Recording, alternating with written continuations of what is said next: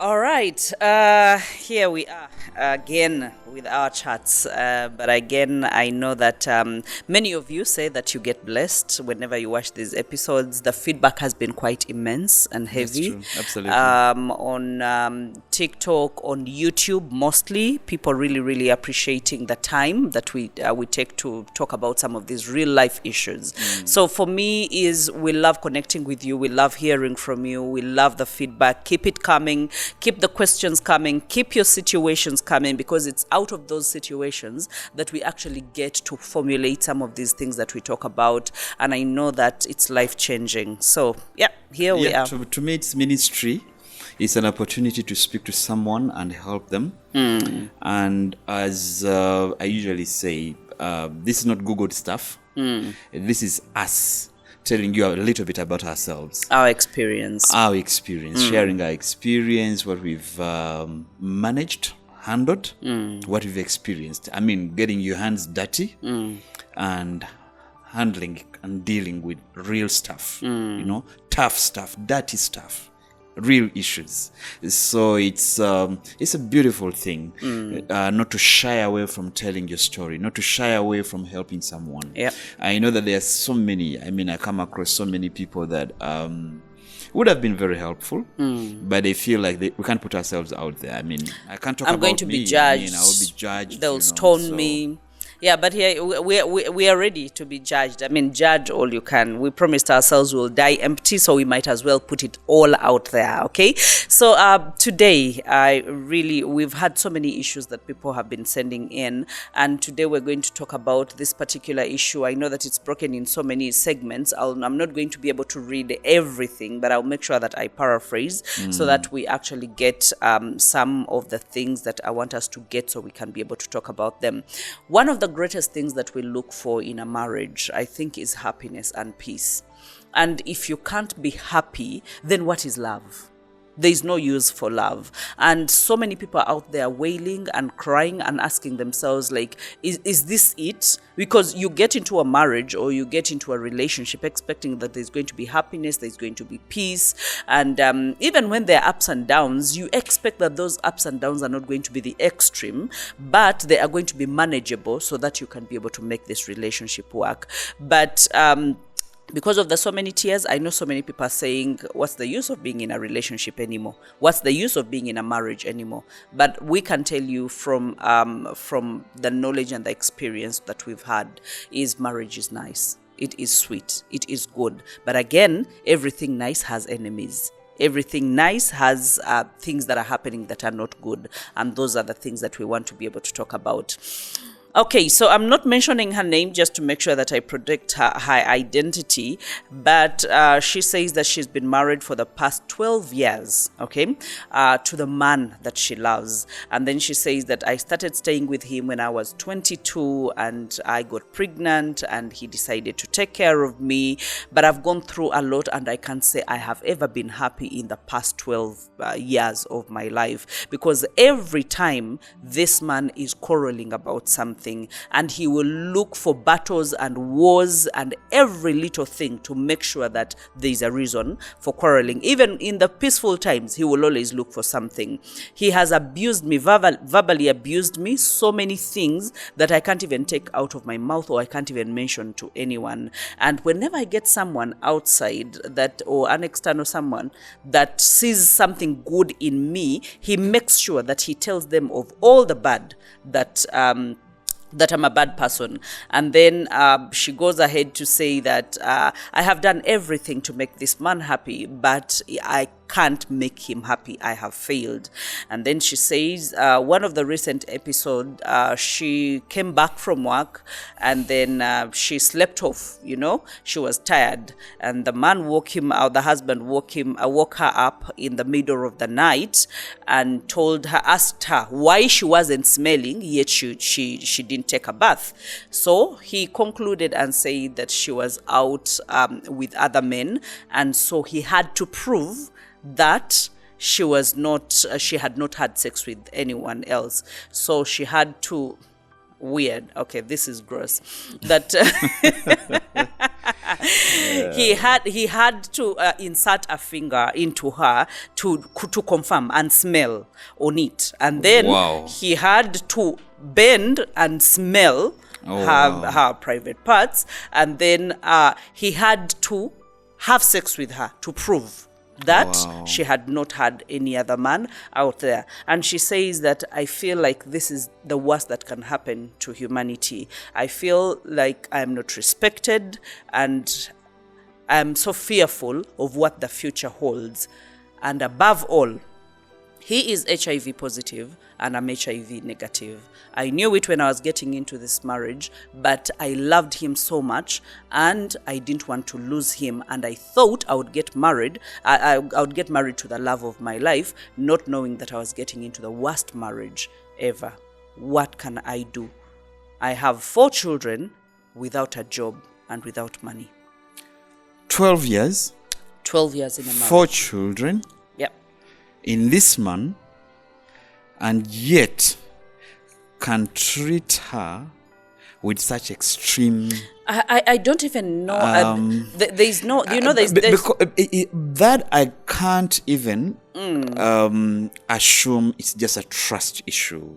No, it's bigger than that. Because 12 years, 4 children, your woman comes back home...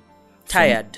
Yes, exhausted, and you do such stuff where you ask her, I want to smell down there, and I want to. It's gross. Like it's really gross. It's toxic. Yeah. It's psychopath. Like it's a mad person who would do such a thing, because then there is such a thing as self-respect. If you have, even for yourself, if you have trust issues with a girlfriend.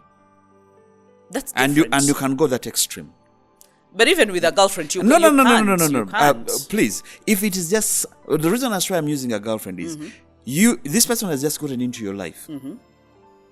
Okay, is not the mother of your children. 4 kids, 4 children. What is it that you're looking for? 4. Yeah, but what I'm saying, years. Even if it's a girlfriend, as in, can't you have any sense, any little sense in your head as a man that if I think she's been out with other men, then why don't you leave the reason her? as to Why stoop too low? Why I've used the word girlfriend, you have, you still have leeway to end it. To mistrust, yes, but end it without stooping too low or even just utterly disrespecting someone. And my question would be, even the girlfriend that is being disrespected to the extent of open your legs and you open your legs, as in, why can't we use our brains? Why? Stuff happens to people. I know. I'm saying if it happened and it's just at a level of a girlfriend, you can walk away. As a girlfriend. I'm talking about my comparison is with a mother. And 12 years. Mother of your 4 children. children. Yeah. And you can disrespect her to that. You just need to be taken to a doctor. To be checked. Yeah, you're not okay. There's something wrong. Yeah, clearly. Clearly you're not like, okay. That's not a normal behavior. Because I don't even think animals or bulls or hens or goats do that. It can't be. Not to a mother of your 4. Even if it was 1. You can't do that. Let's just get to dissect this issue, because there are so many things that the gross really is outstanding, because it's disrespectful, like really disrespectful. But when someone says that they've been 12 years together and this person is quarrelsome, that means it's not a small level of quarrelsomeness, it is a deeper level of quarrel. Because she says that even when we are in peaceful times, where couples have those turbulent moments and then they have those peaceful moments, and she says that even in the peaceful moments, he will always look for a reason. As in, what gets a man to that? I think we must be able to try and understand, because again, she represents so many people that are going through these things, where I've had so many women who say, my man is quarrelsome and I am tired. I am tired, and it's the only thing that will make me get out of this marriage. Let's just go from the point there is this particular incident that happened recently, but probably there's a lot more that has happened, because there's no way someone can jump into such extreme behavior without laying a foundation. For the last 12 years, I'm sure a lot has transpired, a lot has happened that has been abuse upon abuse to this woman, okay? And right now what she's giving us is a little bit of what has been happening. Just a snippet. The issue is, and I go back because at her level right now, I'm not addressing her issue. I'm addressing issues of a young man, of a young woman trying to commit. I'm addressing issues of a young girl who's just 6 months, 12 months, or 2 years or 3 years into this relationship, and has been seeing these signals, but probably has been giving them another name, because how she ended up where she was is accepting. Exactly. Yeah. And someone sang a song and said, Bambi, I feel her, because it feels like she really loves the guy. From her statements, she really loves him. my first cut, you know. She feels like she really, really, really saw a wonderful future with this guy. The only thing is that someone sang and said, the heart is not so smart. Yeah. It goes where it's not supposed to go. You know, it's until recently that I got to know those lyrics. Yeah. I don't know what I used to sing, the ha na na na na. I don't know what words I had in my mind, but when I listen to it, and the heart is not so smart, like it goes where it's not loved, it goes where it's not needed. It doesn't have a brain, it does not think. It does not, you know. And sometimes humanity, not sometimes, all the time, humanity. Yeah. We want to think the best of someone. And assume the best. And have we are the brought faith, up like that. Have the faith for the best. And the reason that's why we have some of these shows is, even when you have the best at heart, even when you have all the hopes and all the faith that it will work out, look out for some signals. And please, when you see some of these signals, if possible, some of them don't give it another day. Don't give it another day. Hilda, we're addressing something that is 12 years old. What I'm looking at is a young something girl, that is just starting. A young girl, okay, who has been slapped like 10 times, okay, by this guy on a date in a restaurant where everyone is. And she's 23. Slaps you, pwa na kusamba. You understand? Do you want to wait and then you go back and say, honey? And then all of a sudden, because these guys are so good at what they do. Very manipulative. Okay? The next thing is buying you an iPhone. Yeah. It's taking you to Dubai. And it's giving you some $5,000 to do some shopping. And then you think you're on top of the world. Then you come back, okay? And then it does something else. Some of these signals don't lie. Yeah. Someone is telling you that beneath all of this is me. Who I am. So just know the buying does not just end at me giving you the roses. One time they will be taken to Dubai blind after poking out your eyes. But I can be this bad, and you have to accept me the way I am. It's like a proposal, and you're looking at this proposal, you young girl, and all that you're doing is, when you're flipping through the pages, you are only flipping and picking out the nice parts of the proposal. Yeah, what and you you like are to skipping the areas where you will be pregnant one day, and it will kick you on the stomach, and the kid will die. Yeah, we don't look that far. I had a friend, a very beautiful girl who was in that kind of relationship.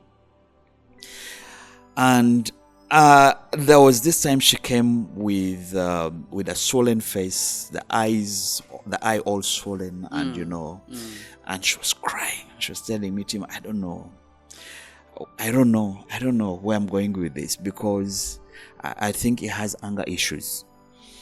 And I looked at this beautiful young girl and I said, yes, the choice is yours. What is done or what is been doing to you is him saying, this is me and I'm not going to change. And guess what had happened this time around? They went to visit the sister-in-law. Okay?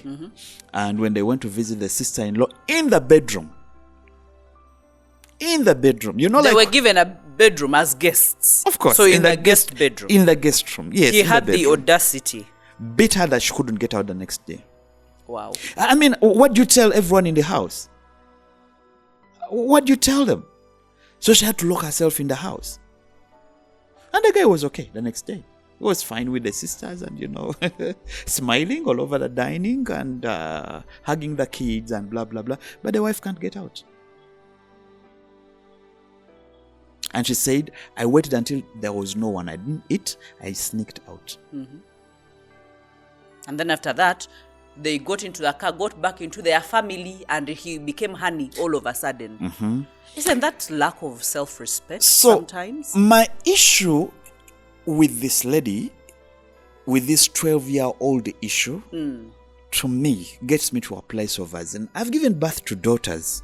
I have a daughter that I love. After all the sacrifice, after doing everything that I need to do for her, at least one thing I should do is get on my knees every day and pray that she will never meet such, or she will never, ever in her entire life come across such a kind Meet of a monster, person. not a So man. praying and praying and praying for this generation as parents, it is a call, and a huge and a special one, that you have a minute or 2 minutes or 3 minutes, declare what you need to declare upon that young girl, because where we're going, it's gonna be worse. Yeah. Okay, if you can think about how this generation embraces speed, how this generation wants easy things, because that Microwave stuff. was not our orientation. Yeah. Ours was different, completely different. Okay, we endured what it means character building. Yeah. We endured Patience. organic growth. Sacrifice. We were told things don't come on a silver platter. We worked so hard. This generation thinks the other way around. Everything is just a call away. And guess what? Even slapping you is just a call away. I know. Disrespecting you is just a call away. It feels like he has all the entitlement. Feels like everything around them or around him supports him to be that vampire, to be that monster, to be that evil. And the women have been told, guma, like stick in there, stay in there, make it work, which I is know. very wrong advice. I wouldn't, because if it were your daughter, for anyone that is watching, I don't think you would tell them, stick in there and fight for your marriage. Because what are you fighting for? You're fighting to end up dead at some point.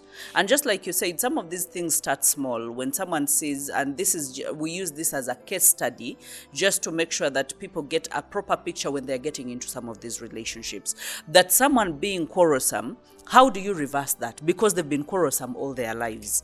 They learned that as a habit, maybe in their home. They learned that as a habit in their first relationships. And by the time you find them and they give you one verbal abuse, even if it's to just tell you you're ugly, and then all of a sudden they turn around and say, I didn't mean it. It was in the heat of the moment. Please mark it.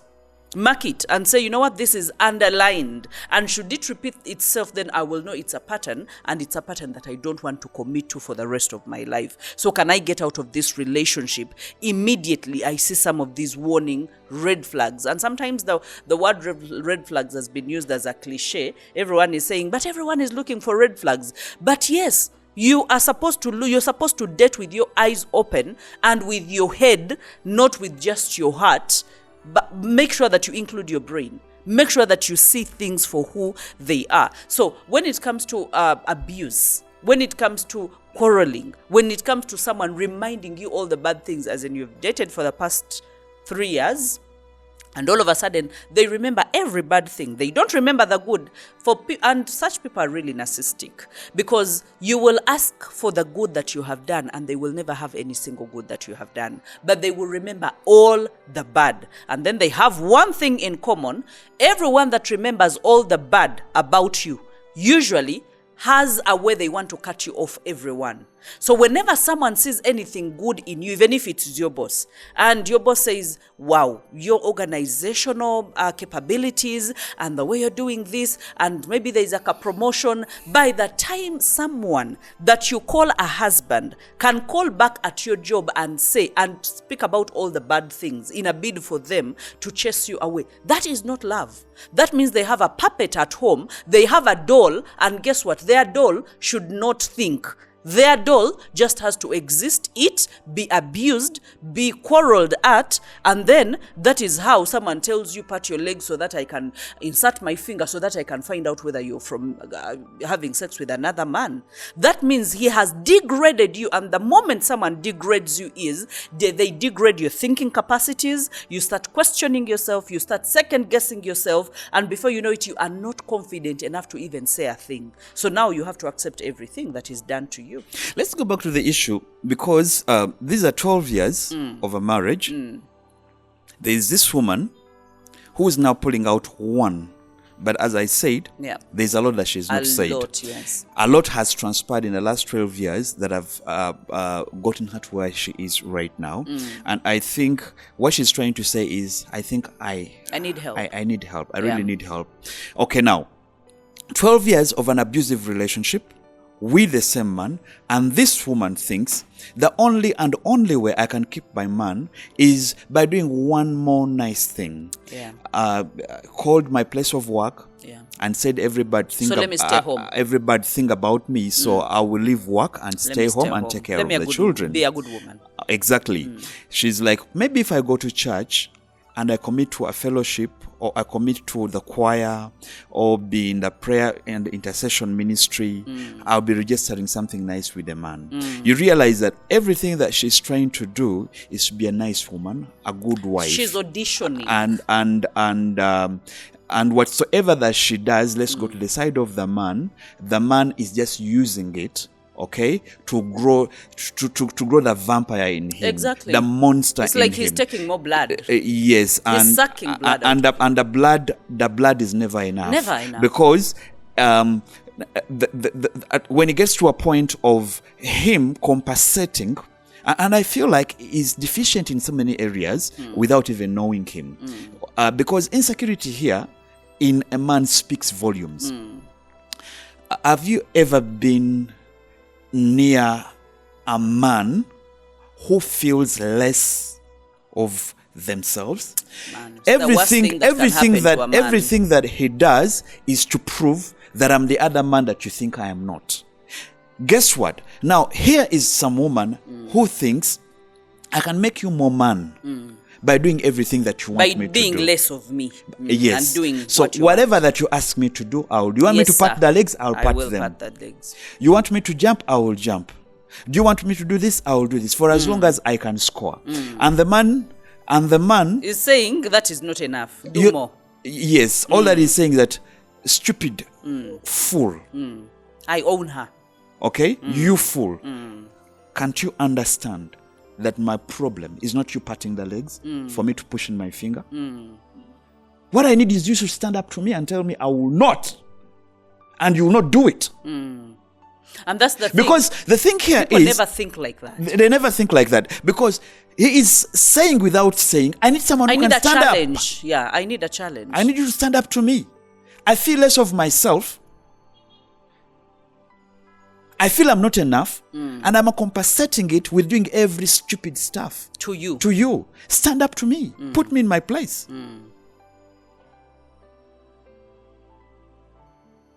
The problem is, do they even know that I think our minds have been eroded for so long, and I will speak on the side of the women, to think that you must be a yes person to be accepted, you must be a yes person to be loved, you must be a yes person, you must be a yes person, which is not right. The time that I wrote Deliberately Selfish, for me it was, you usually call it a reaction, not a response, because the response would have been harmonious living. The response would have been, you're respecting me, I am respecting you, and we are building a good marriage. But when I discovered that there is a loophole, there is one that is respecting and one that is disrespecting, then I knew that the one that was being disrespected had to be able to, you had to inject a bit of confidence in them in order for them to stand up for themselves. And this is what we discovered in Deliberately Selfish, that for most of the people that garnered the strength that they didn't have to actually stand up for themselves, they were actually loved more, and they maintained their marriage, and they maintained better marriage, a better version of a marriage than they had before. But for everyone that thought, you know what, I must be a punching bag, I must be a rug, I must be on the floor in order for me to be loved, that is not how love works.